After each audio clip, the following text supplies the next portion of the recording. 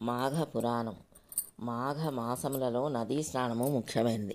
మాఘ స్నానములు చేయలేక తీర్థములు సేవించిన చాలునని అనుకునుట అవివేకం. ఎలానగా మాఘమాసంలో ఏ నదిలోని నీరైనను గంగ నీటితో సమానం. అందుచేత మాఘమాసంలో నదీ స్నానము సర్వపాపహరమైనది, అవశ్యమైనది కూడా. అట్లనే ప్రయాగ అతి ముఖ్యమైన క్షేత్రం. ఈ భరతఖండములలో అతి ప్రధానమైన గంగానది సముద్రంలో కలిగే చోట మాఘ స్నానం ఆచరించిన 7 జన్మల్లోని పాపములన్నీ సహితం హరించును. మాఘమాసంలో నదీ స్నానంతో పాటు విష్ణు దేవాలయములు, మహేశ్వరాలయములు మొదలగు 360 పుణ్యక్షేత్రములు దర్శించిన ఎడల గొప్ప ఫలం కలుగుటయేగాక మరల జన్మలనేవి కలగదు. ఇక త్రయంబకమని ముఖ్యమైన క్షేత్రం కలదు. ఇది పడమటి కనుమల దగ్గర ఉన్నది.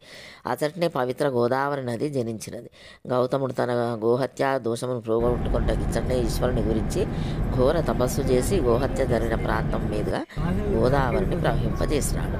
కావున మాఘమాసంలో గోదావరి యందు స్నానం చేసిన ఎడల తక్షణమే సకల పాపములు హరించిపోవుటయేగాక ఇహమందు పరమందు కూడా సుఖపడుదురు. మన దేశంలో ఎన్నో నదులు ఉన్నవి. ప్రతి నదీ తీరంలో ఎన్నో క్షేత్రములు ఉన్నవి. ఆ నదులలో మహానదులు, పుణ్యనదులు ముఖ్యములు. అవి 100కు పైగా ఉన్నవి.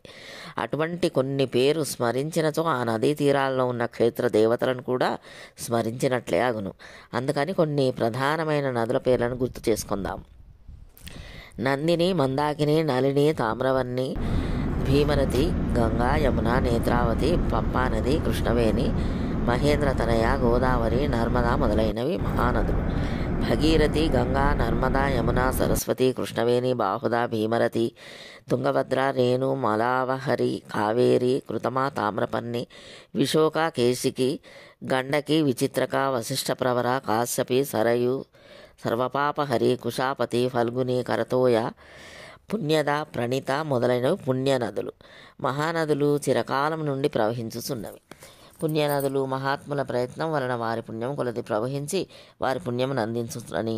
మహానదులు, పుణ్యనదులు 2 విశిష్ట లక్షణములు కలిగిన గంగా, యమున మొదలైన నదులు మహానదులుగాను పుణ్యనదులుగాను అయి ఉండవచ్చును. ఈ నదులలో చేసిన స్నానము విశేష ఫలప్రదం. మనం ఆ నదులలో స్నానం చేయలేకపోయినను పవిత్ర మాఘ మాసమున ఆ పేర్లను తలుచుకొన్నను పుణ్యమే కదా. ఈ స్మరణ వలన ఆ నదులను, ఆ నదీ తీరంలో యందున్న పవిత్ర దైవములను కూడా స్మరించినట్లే అగును కదా. గౌతమి నదిలో మరికొన్ని ప్రసిద్ధములకు ఉపనదులు కూడా కలిసి తమ స్నేహం, సౌభ్రాతృత్వములను చాటుచున్నవి. అట్లనే వరంతప అనే ఉపనది ప్రవహించే చోట కూడా శివుడు లింగాకారంతో వెలసి ఉన్నాడు. దానికి ఆవలగా ప్రభావం అను క్షేత్రం కలదు. ఆ క్షేత్రము బ్రహ్మహత్య మహాపాపములను సహితం పోగొట్టగలదు. ఇందుకు ఒక ఇతివృత్తం గలదు. సావధానుడై ఆలకింపు అని వశిష్ఠుడు చెప్పుచున్నాడు. విష్ణుమూర్తి నాభికమలమున పుట్టిన బ్రహ్మకును ఈశ్వరునకును 5 స్థలాలు ఉండేవి. ఈశ్వరునికి పంచరుద్రుడు, త్రినేత్రుడు అనే పేర్లు కూడా కలవు. బ్రహ్మదేవుడు నాకును 5 తలలున్నవి, నేనే గొప్పవాడినని శివునితో వాదించారు. ఇద్దరు గర్వంతో వ్యవహరించినందున చిలికి వారిద్దరి మధ్య కలహం పెద్దదయ్యారు. కడకు ఇద్దరు యుద్ధం చేయగా శివుడు బ్రహ్మ యొక్క 5 తలను నరికివేశారు. వెంటనే శివునకు బ్రహ్మహత్యాపాతకం చుట్టుకొన్నది. శివుడు భయపడి తాను నరికిన బ్రహ్మతలను చేతపట్టుకుని 3 లోకాలు తిరుగుతుండగా క్రమంగా చేతిలో ఉన్న బ్రహ్మతల ఎండిపోయి పుర్రగా అయినది. ఈశ్వరుడు సహజంగా అందమైన వాడు. అతడు భిక్షాటనకు వచ్చి భిక్షాందేహి అనగా గృహిణులు భిక్ష పట్టుకుని గుమ్మము కడకు రాగా శివుని జగన్మోహనాకారంను చూసి మోహితులై భిక్ష వేసి శివుని వెంట పోతుండేది. ఈ విచిత్రంను మునీశ్వరులు చూసి కోపం కలవారై తమ భార్యలు